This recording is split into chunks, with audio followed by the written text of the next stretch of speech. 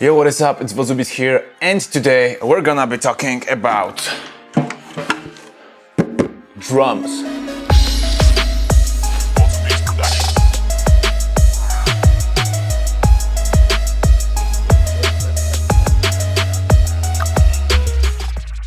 So basically, you probably know what drums are made for. They are made to make rhythms. But this is beat grinding in Reaper, where we make hip-hop beats, trap beats and other types of beats. And we usually don't have that kind of acoustic drums. We use samples, we use just certain pre-recorded sounds. First thing first, use some good quality samples. Personally, I've been using the ones from Cymatics. I don't use any commercial samples. I've been only downloading the free ones. And I got this free download section, and you've got a bunch of free stuff here.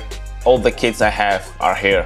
There are lots of cool snares, kicks and stuff like that. Of course, this is not the only source of samples. There are a bunch of other sites. There are a bunch of free samples all over the internet. But if you need some small packs packed together, just download any pack from Cymatics. And they are really dynamic, really high quality, really well processed, and they sound just great out of the box.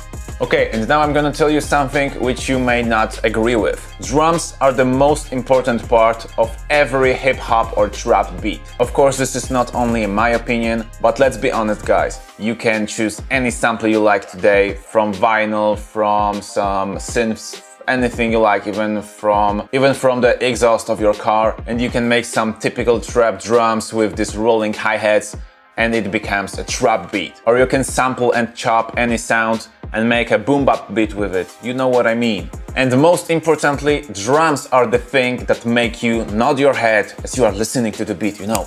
You have this vibe, you have all of this. This is the factor that makes you move. And the samples, the instruments, all of the other stuff makes the overall atmosphere, the vibe of a certain beat. Okay, enough of the philosophy. Let's take the MPD and let's make some drums. Here is the project from yesterday.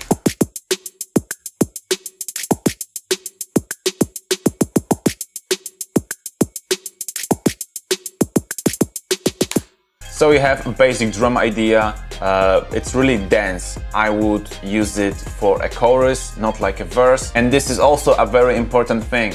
Don't make one drum loop and copy and paste it all over the beat. All the beats have a kind of arrangement.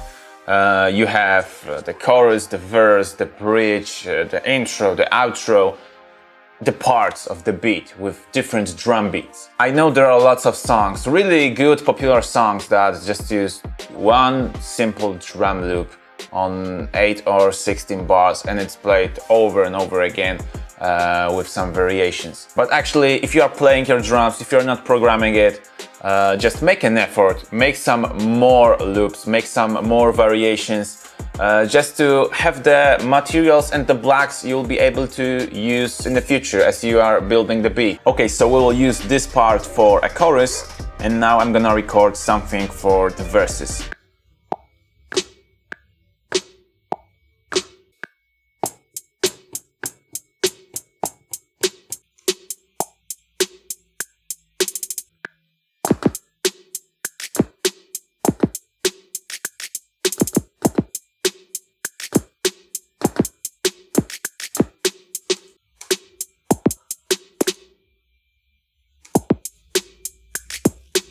You know, there's a verse, there's someone rapping, everything goes like fine, and here goes like the chorus. Yeah, you know, the banger. The thing that falls into your brain the most, into your memory. Of course, those are only the basic drums.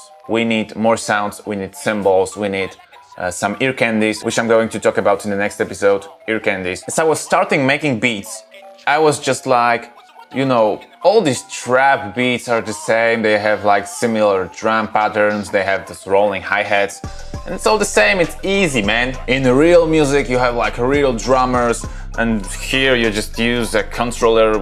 What is that? Or you program the notes, the drum notes on the computer itself. And as I look at it, 4 years later, I know I was totally wrong, like 100%. As I was playing metal drums, metalcore, deathcore, stuff like that, with some really complicated patterns. I just had a kind of it must be hard, it must be super complicated kind of philosophy. And even though I knew lots of simple beats, I thought they are lame because they aren't complicated. It's really easy to play them. But with the rap beats, the situation is much different. All the drums, especially kicks and snares, have to be in the correct places. And lots of the times those patterns are impossible to be played on a real drum set. I'm thinking especially about, you know, hi-hat rolls. I know that there are some badass drummers who can play the 32 notes on hi-hats like easy. But we are talking about average drummers right here. Okay, let's add a few more things to make the drums fuller. First one is the crash cymbal. Second one, which I usually add, is another cymbal. So I just name it cymbal. Now I'm gonna copy and paste the hats, delete all the hats I've recorded, and change the name to, and I'm changing the name to tamb, which stands for tambourine or any other instrument that makes like this psh sound.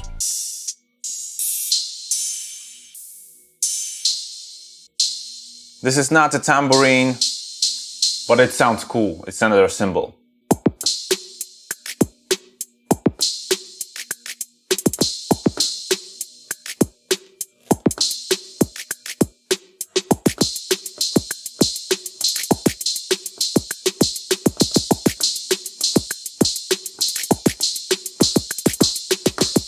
Let's add another cymbal, but from the sample.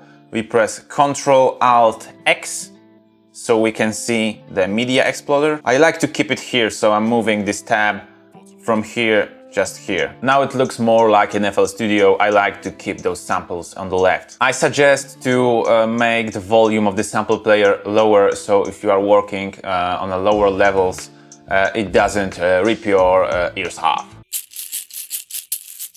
Here I have some shaker loops. Let's try this one.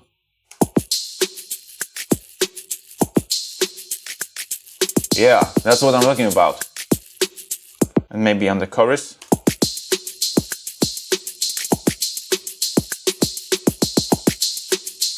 We can definitely leave it here.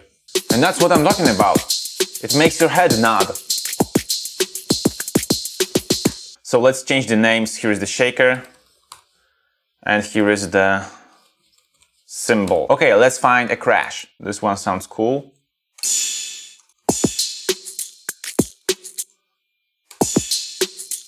It's really short, so what we're gonna do now is we're gonna use our template we've made in the previous episode. Check it out if you haven't already. We take the routing, we drag and drop it over the delay bus to the 1/4, so the quarter notes.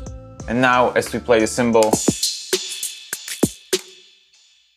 of course, these repetitions are far too loud, so we're gonna take this down a little bit. Sounds great.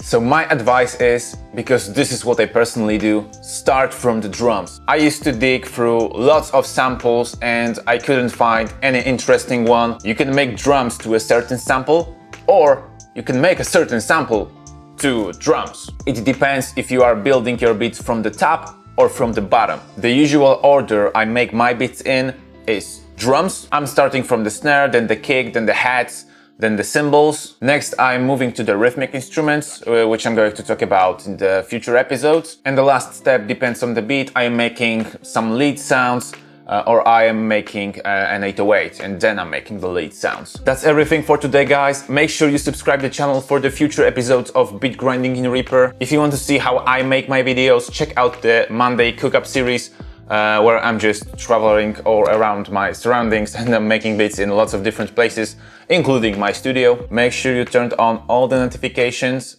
because if you don't do that, the algorithm just will stop showing you those videos. So please leave all the notifications, not only to show you those notifications, because I know lots of you just don't use notifications for YouTube, but to make sure all of my videos show in your main page, not in the subscriptions page, because most of you just use the main page, including myself. Big thumbs up if you want the next episode and if you want to spread this one across the world. See you in the next episode next week. My name is Dominik, you are watching Wodzu Beats, and keep the good vibes alive.